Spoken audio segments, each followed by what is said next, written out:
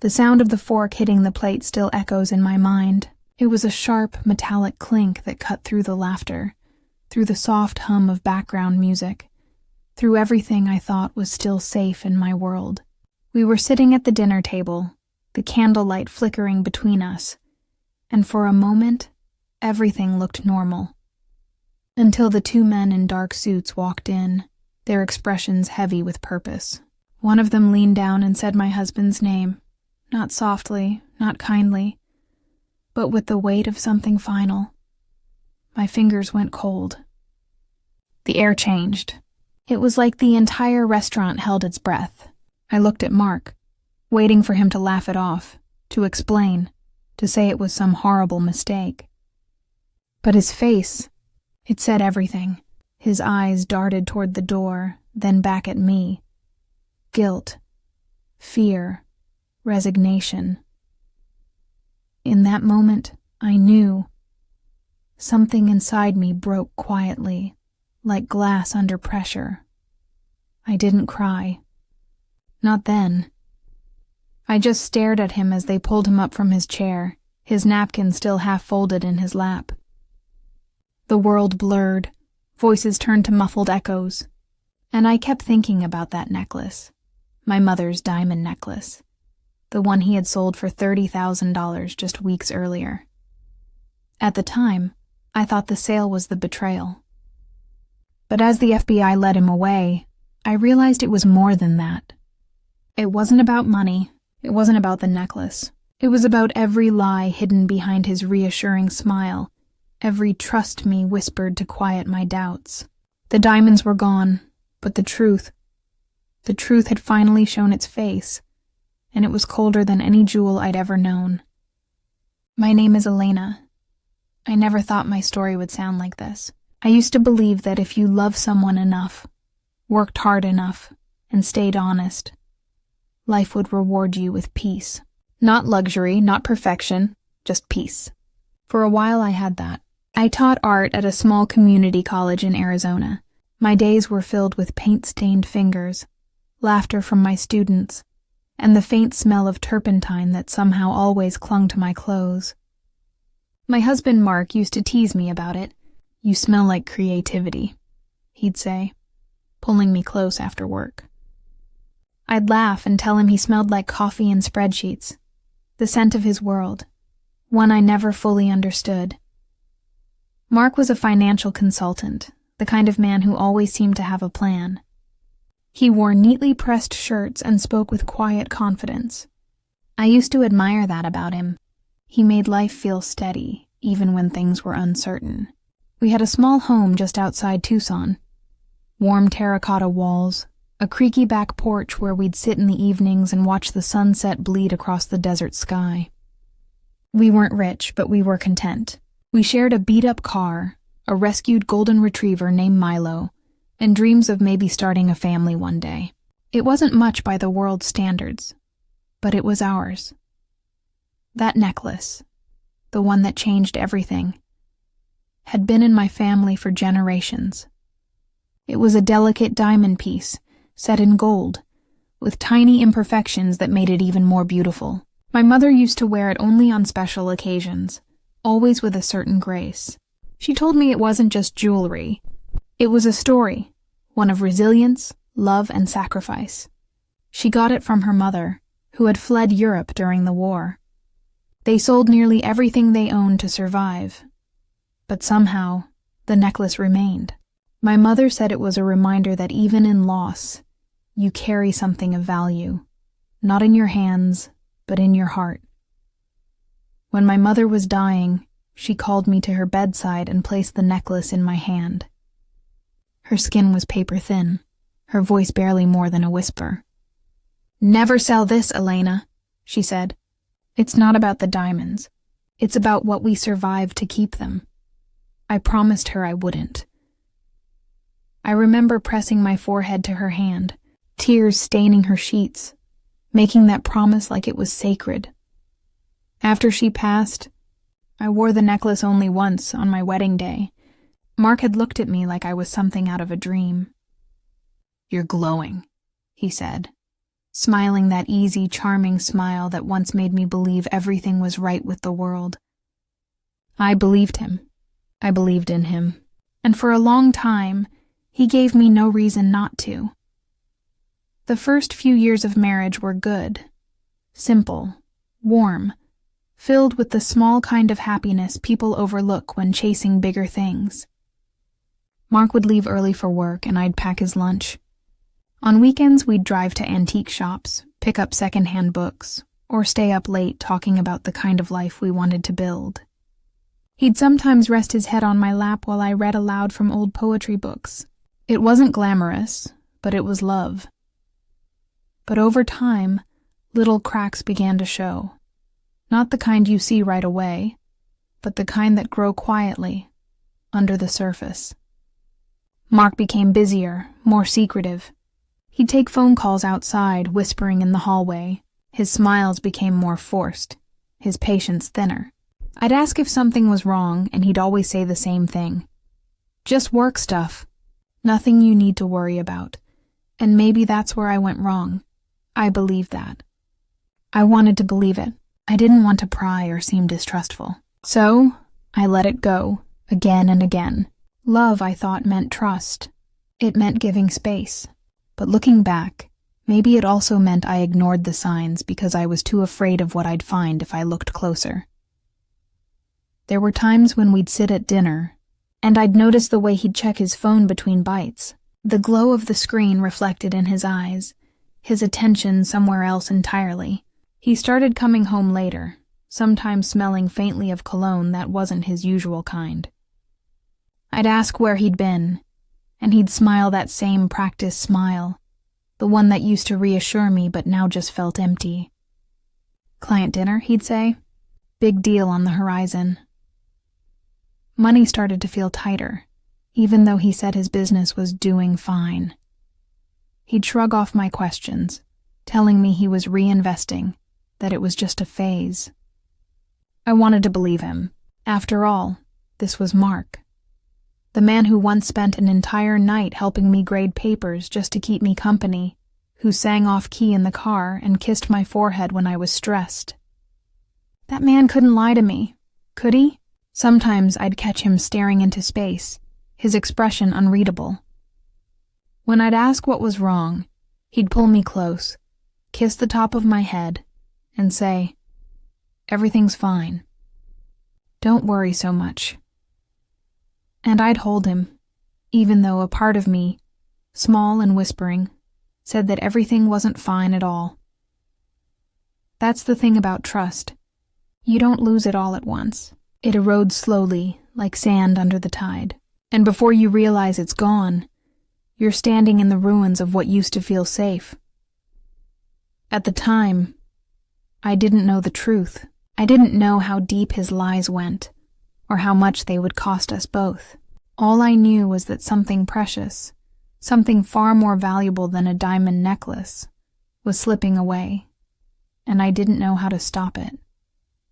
It started with small things, moments so ordinary you'd never think they meant anything.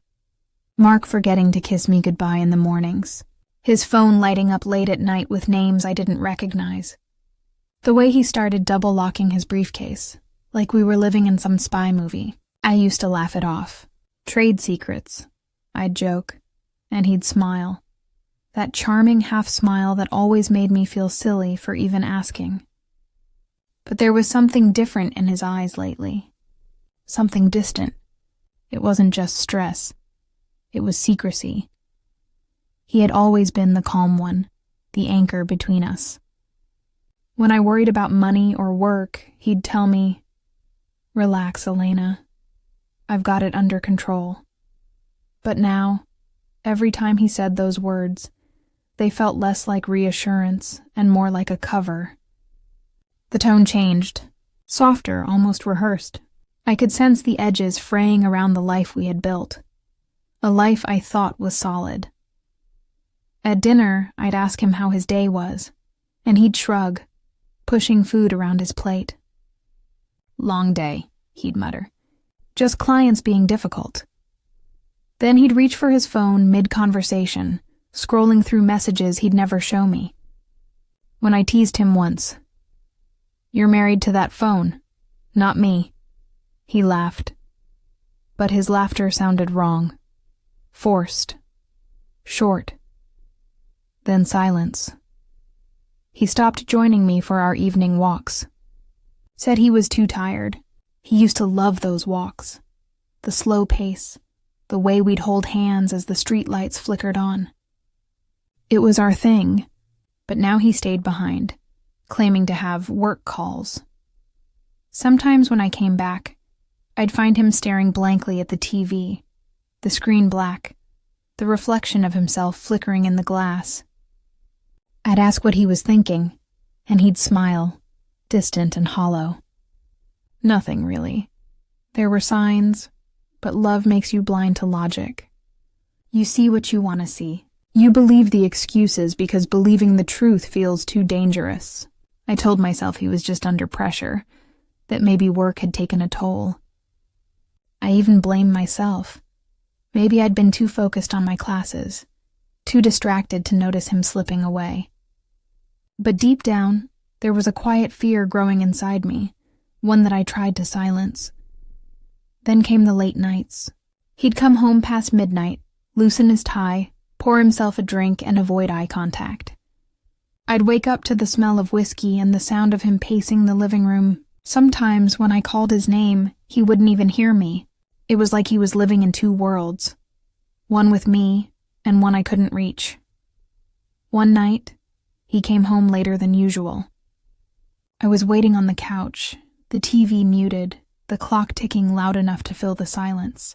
When I asked where he'd been, he sighed heavily, rubbing the bridge of his nose. "Don't start, Elena, it's just work." But the way he said it, tired, defensive, made something inside me snap. "I'm not starting anything," I said quietly. "I'm just asking where my husband disappears to every night." He looked at me then, eyes weary but sharp. "You don't trust me anymore?" The question hung in the air, heavy and cruel. Because he knew the answer, he could see it in my face. I wanted to say, yes, I do. I wanted to say I believed him like I always had. But all I managed was a quiet, "I don't know." He turned away. And that was worse than shouting. After that, he became even more careful. Passwords on everything. Phone always face down. Bank statements that stopped arriving by mail. Once, I found a crumpled receipt from a jewelry store in his jacket pocket. The same store where my mother's necklace had been appraised years ago. My heart stopped. When I asked him about it, he said he was getting something cleaned for a client. I wanted to believe him, but something about the way he said it felt off. Weeks passed and the distance grew. Our home felt different. Colder, emptier, even though all the furniture was still there. He started avoiding certain topics altogether. When I mentioned the necklace, he brushed it off with a joke. "That old thing? You never even wear it." He smiled, but I noticed the flicker of panic behind his eyes. That was the moment I knew something was terribly wrong. I started looking through small things. Not because I wanted to spy, but because I needed to breathe truth again. I found printed bank statements in a drawer, half torn, with amounts that didn't make sense. Large transfers, multiple accounts. When I asked him, he said it was just business, that I wouldn't understand. But it wasn't the words that scared me. It was the way he said them, slow, careful, like every sentence was being weighed before it left his mouth. At night, when he thought I was asleep, I'd hear him talking quietly on the phone, whispering, sometimes angry, sometimes scared. I caught fragments. "Don't call here. I said I'd get it. Just give me time." I wanted to confront him, but fear kept me still. Fear of what I'd learn. Fear that the man beside me wasn't the same man I married. The last straw came one morning when I reached for my jewelry box. The necklace wasn't there. I tore through drawers, checked the closet, the safe. Nothing. I asked him, and he froze for just a second before forcing a laugh. "Maybe you misplaced it," he said. but I knew I hadn't. I could feel my pulse in my throat. My mother's voice echoed in my head. "Never sell it, Elena." I didn't press further. Not yet. Because a part of me needed to be absolutely sure before I let my world fall apart. But that night, as I lay awake beside a man I thought I knew, the truth had already started whispering its way into the cracks of my heart. Something was gone. Not just the necklace, but the man I loved. And deep down, I knew whatever he'd done, it was only the beginning. The day I found out the truth started like any other. The air was still. The Arizona sun bleeding gold through the curtains. I had just finished a morning class and decided to head home early. I remember feeling oddly peaceful that day, like the calm before a storm you don't see coming. I wanted to surprise Mark with lunch. We hadn't eaten together in weeks, and I thought maybe a simple meal could bridge the silence that had been growing between us. I picked up his favorite sandwich, humming to myself as I drove home. I didn't know that by the end of that afternoon, the life I knew would be gone. The house was quiet when I walked in. Too quiet. Usually I could hear the faint sound of Mark's typing from his office or the hum of the coffee machine he loved. But that day, nothing. I called his name once, then again. No answer. His car was in the driveway, but he wasn't home. I set the food on the counter and noticed his laptop was open. That was unusual. Mark never left it unattended. He guarded that thing like it contained state secrets. I told myself not to look. I really did. But something inside me, maybe fear, maybe intuition, pulled me closer. The screen was still lit, an email draft blinking open. My eyes caught a name first. Jonathan Pierce, Jewelry Exchange, Chicago. My heart started pounding. I scrolled up and there it was. A thread of messages going back weeks. Appraisal confirmed. Payment pending. Shipment received. Funds wired $30,000. Then I saw it. The attached photo. My breath caught in my throat. The image loaded slowly, pixel by pixel, like it wanted to make me suffer. My mother's diamond necklace, the same one that used to sparkle against her collarbone when she laughed. The one she pressed into my hands before she died. The one I swore I'd never sell. I felt the floor tilt beneath me. For a few seconds I couldn't breathe. It was like my body forgot how. My fingers trembled as I scrolled through more emails, each one slicing deeper than the last. There were receipts, bank transfers, messages with dealers I'd never heard of. He'd done it weeks ago. The necklace was gone. Not misplaced, not cleaned, not insured. Gone. Sold. My mind tried to make excuses at first. Maybe he pawned it to pay off something urgent. Maybe he planned to buy it back. Maybe this was all temporary. But every rational thought crumbled the more I read. The emails weren't desperate. They were methodical. He'd planned this. He'd bargained, negotiated, lied. I sank onto the kitchen floor, the sound of my heartbeat roaring in my ears. There was a part of me that wanted to scream, to break something, to call him right that second and demand an explanation. But another part, the quieter, more broken part, couldn't move. I just sat there, staring at that photo. The necklace looked so lifeless in that image, hanging on a white velvet display. A piece of my mother, reduced to a transaction. Hours passed before I finally stood up. I felt like a ghost walking through my own home. His briefcase sat on the counter, his jacket draped over a chair like nothing had happened. But everything had changed. I poured myself a glass of water, but my hand shook too much to hold it steady. The glass shattered on the tile, and that was when the tears came. Sharp, uncontrollable sobs that clawed their way out of me. I cried until my throat burned, until the sun dipped low and the room turned blue. When Mark came home later that evening, I was still sitting there, my eyes swollen and empty. He looked surprised to see me. "Hey," he said lightly, as if everything was fine. "You're home early." I didn't answer. I just looked at him. He hesitated, his smile faltering. "What's wrong?" he asked. And for a moment I almost couldn't speak. But then, with a voice that didn't even sound like mine, I said, "Where's my necklace, Mark?" He froze. Just for a second, but long enough. His eyes flicked toward his office. A small, involuntary movement. And that was all I needed to see. I didn't yell. I didn't accuse. I just stood up and walked past him.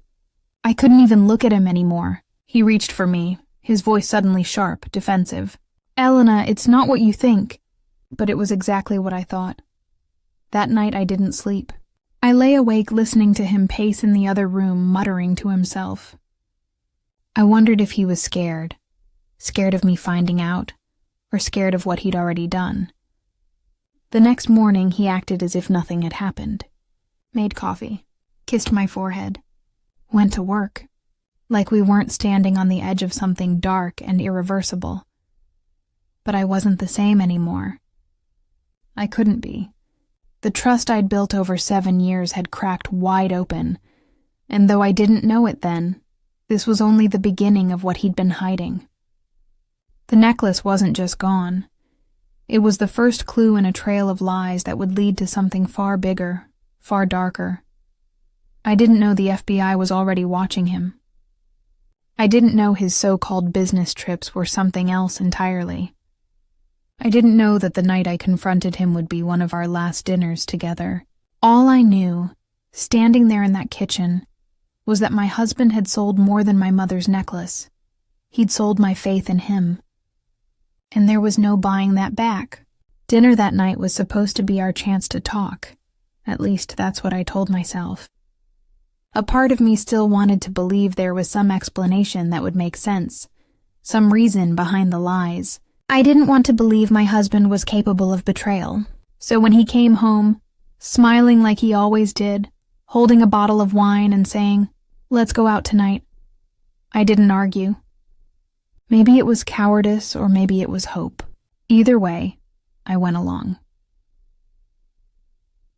We went to our favorite restaurant downtown, a small place with low lights and old jazz playing softly in the background.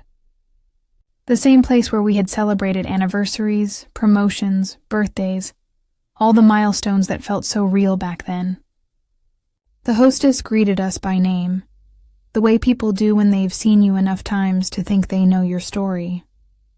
We were that couple, the one that always held hands across the table, always smiled too much.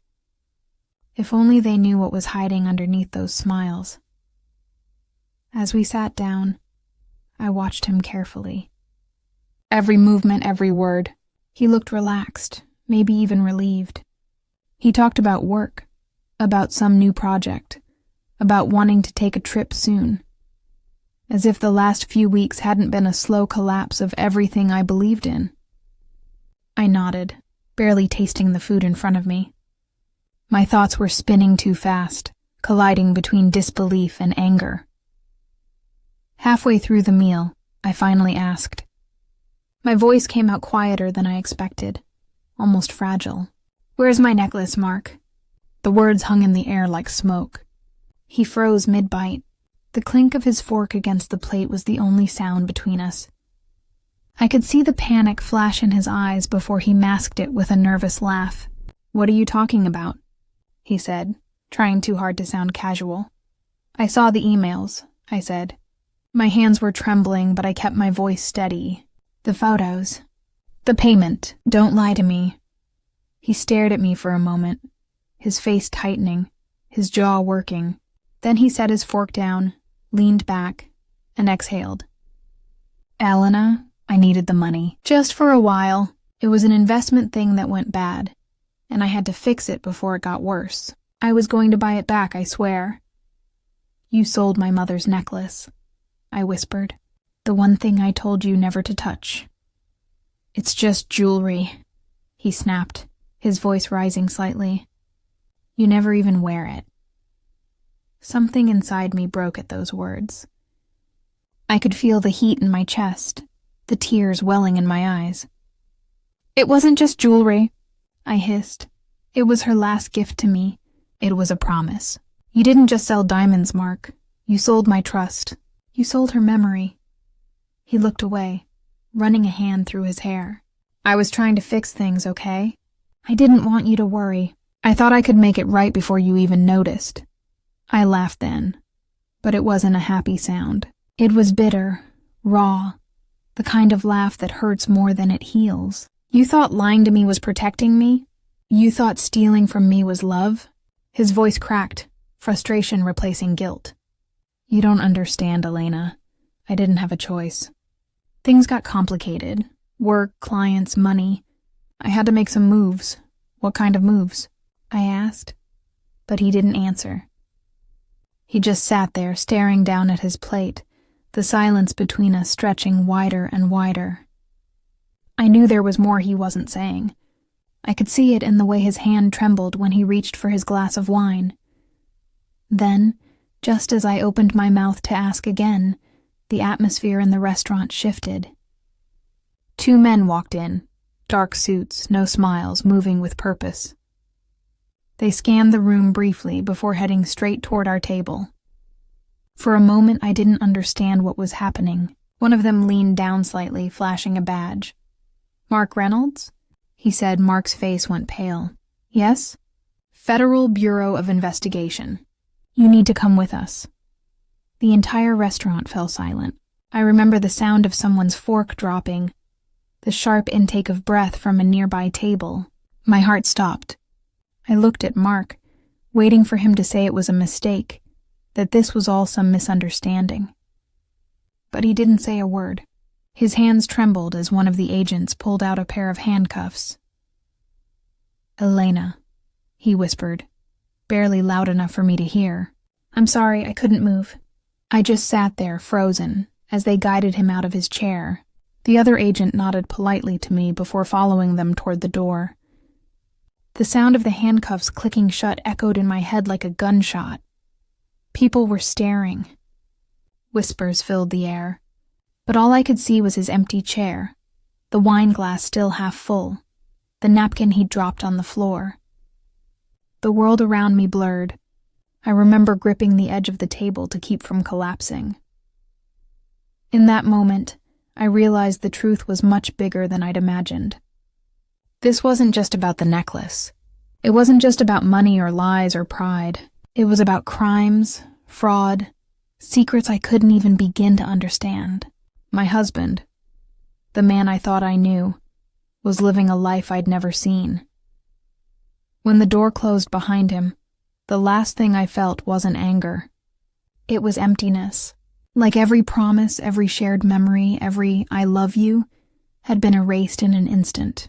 And all I could think, as I sat alone at that table surrounded by strangers, was how something so precious could vanish so easily.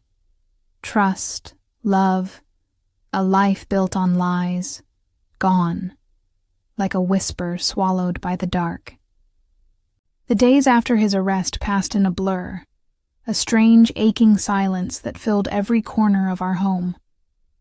I remember coming back from the restaurant that night, still in the dress I'd worn to dinner, the faint scent of wine and perfume clinging to me. The house felt hollow. His shoes were still by the door, his jacket hung neatly on the hook, his coffee mug sat half full on the counter. Everything looked normal, but nothing was. I walked from room to room like a ghost, touching things as if they could answer the questions spinning in my head. How long had he been lying? What else had he done? Who had he become when I wasn't looking? The next morning, I woke up to sunlight flooding the bedroom, the kind of light that used to make me feel hopeful. Now it just felt cruel. The phone wouldn't stop ringing. Reporters, lawyers, family members who'd heard the news. I didn't answer any of them. I couldn't. I didn't know what to say. My husband was arrested by the FBI during dinner sounded like a bad line from a movie, not the story of my life. Later that afternoon, I forced myself to go through his things. I don't even know why. Maybe I was searching for proof that he wasn't the man they said he was. But as I opened drawers and sorted through papers, I found more than I was ready to see. Fake account statements, letters from banks, documents with forged signatures. a whole world of deceit that he had built quietly, right under my nose. Every discovery was another crack in the image of the man I had loved. It turned out that Mark had been involved in wire fraud, embezzling money from clients for over a year. He'd been covering it up with fake investments and loans. The $30,000 from the necklace was just one of many desperate moves to keep his scheme alive. The FBI said they'd been investigating him for months. That dinner, that exact night, had been the moment they finally caught up to him. I couldn't stop thinking about that. How I'd been sitting there, across from him, arguing about the necklace, while they were closing in. We were living our final moments as husband and wife without even realizing it. When I went to see him for the first time after his arrest, he looked different, smaller somehow. The confidence he used to carry like a shield was gone. He sat behind a glass window, his hands folded, his eyes red-rimmed. For a moment I just stared at him, trying to find the man I married in the stranger in front of me. "Elena," he said softly. My name sounded foreign coming from his mouth. I didn't mean for any of this to happen. I wanted to shout at him, to ask him why, to demand answers. But all that came out was, "Why didn't you tell me?" He lowered his gaze. "Because I knew you'd leave, and I couldn't lose you too." Those words hit harder than I expected. He said them with such sadness that for a moment I almost believed he'd done it out of love. But then I remembered the necklace, my mother's necklace, and the pain came flooding back. "You lost me the moment you lied," I said quietly. "Everything after that was just pretending." He nodded, a tear slipping down his cheek. "I know. That was the last time I saw him. I couldn't bear to visit again." The trial came and went. The headlines faded, and Mark was sentenced to several years in prison. People asked me if I hated him. I didn't. I think hate would have been easier. What I felt was emptiness. A dull ache that settled deep inside me, like a wound that refused to close. In the months that followed, I tried to rebuild what was left of my life. I sold the house. I changed jobs. I stopped wearing my wedding ring, though it took me weeks to finally take it off. Every morning, I'd reach instinctively for my jewelry box, the spot where the necklace used to be, before remembering it was gone. That small act, reaching for something no longer there, became a metaphor for my life. Sometimes I still dream about him. In those dreams, we're sitting on the porch, watching the sunset, laughing about something small and unimportant. It feels real until I wake up and remember the truth. Then the silence hits again, heavy and unforgiving. People like to say time heals everything, but I've learned that some wounds don't heal. They just become part of who you are. I carry my mother's words with me now, even though I couldn't keep her promise. "Never sell it," she had said. "It's not about the diamonds. It's about what we survived to keep them." I understand that now in a way I never did before. The necklace was never about wealth. It was about truth. About the things you hold on to even when the world tries to take them from you. I may have lost the necklace, and the man I thought I knew, but I didn't lose the lesson. I learned that trust, once broken, doesn't return the same. It leaves behind scars that remind you to look deeper, to question gently, to love carefully. And though the house is empty now, and the laughter is gone, I find peace in small ways, in my work, in the quiet, in knowing that even after everything, I survived. Because survival isn't just about getting through the storm. It's about learning to live again once the storm has passed, even when the pieces don't fit the same. And that, I think, is what my mother meant all along. It's been almost 2 years since that night. And sometimes I still wake up expecting to hear his voice in the kitchen, the clatter of dishes, the low hum of him talking on the phone. For a split second my mind forgets, and then it all comes rushing back. The dinner, the badge, the look on his face when the agents took him away. There's a kind of silence that follows betrayal. It's not just the absence of sound. It's the absence of what once felt safe. You start to realize that silence can be louder than shouting, heavier than grief. That's the silence I live with now. In the beginning, I tried to outrun it. I filled my days with work, new hobbies, volunteering, anything to keep my hands busy. I redecorated the house, repainted the walls, sold the furniture that reminded me of him. I even cut my hair, as if changing what I saw in the mirror could change what I felt inside. But no matter how much I tried to start over, I couldn't escape the memories. They clung to me in the smallest details. The coffee mug he used every morning, the smell of his cologne still faint on one of his jackets, the indentation on his side of the bed that took months to fade. People tried to comfort me. Friends said things like, "You're strong," or, "At least you found out the truth." But strength doesn't feel like strength when you're living it. It feels like dragging yourself through mud, one breath at a time, trying not to drown in what's left behind. And the truth didn't feel like freedom. It felt like loss, because even when the lies are gone, the love that lived in them doesn't just disappear. It lingers, haunting you like a ghost you can't exorcise. I spent a long time trying to understand him, trying to make sense of how someone could look you in the eye and tell you they love you, while hiding something that could destroy you both. For months I reread the letters he sent from prison.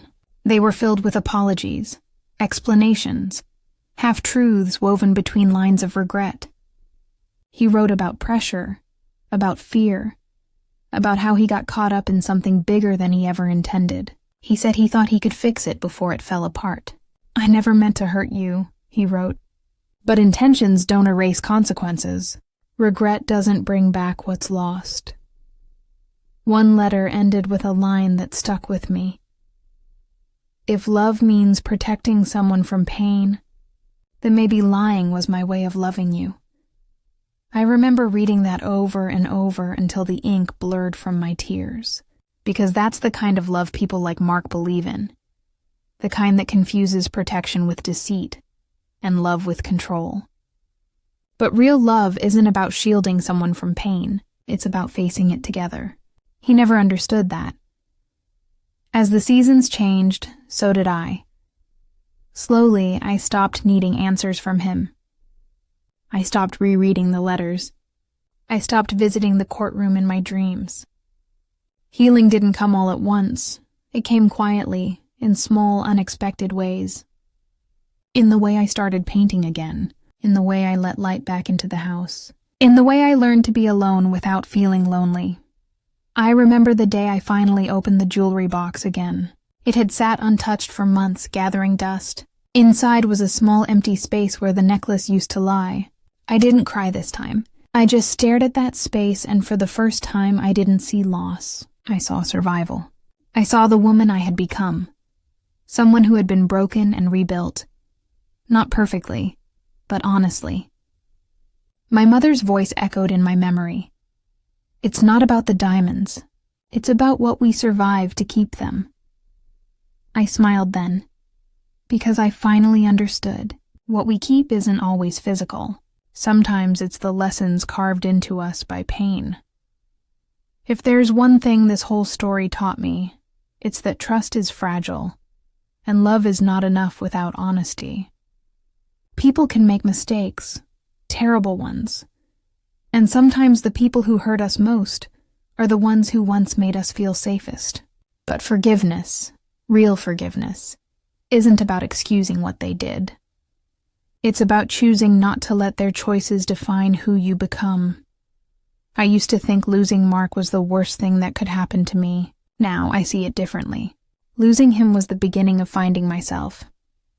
I learned that it's okay to walk away, even when love still lingers in the ruins. I learned that healing isn't about forgetting. It's about remembering without bitterness. And I learned that sometimes, what feels like an ending is really just a return to who you were before you forgot your own worth. I still wear my wedding ring sometimes, not as a sign of marriage, but as a reminder of what trust costs and what it means to rebuild. When I pass my reflection, I catch a glimpse of that ring and think, you survive this. You're still standing, and maybe that's the real story. Not of betrayal, not of crime, not even of loss, but of endurance, of learning to live with the cracks, to find beauty in the brokenness. The necklace may be gone, but its story isn't. It lives in me now, in every lesson, every scar, every quiet act of strength. Because in the end, love and pain are not opposites. They are twins. One teaches you how to open your heart, and the other teaches you how to guard it. And sometimes, the hardest truth to accept is also the most freeing one, that even after everything, you can still love, still trust, still hope, just differently, and maybe a little wiser than before.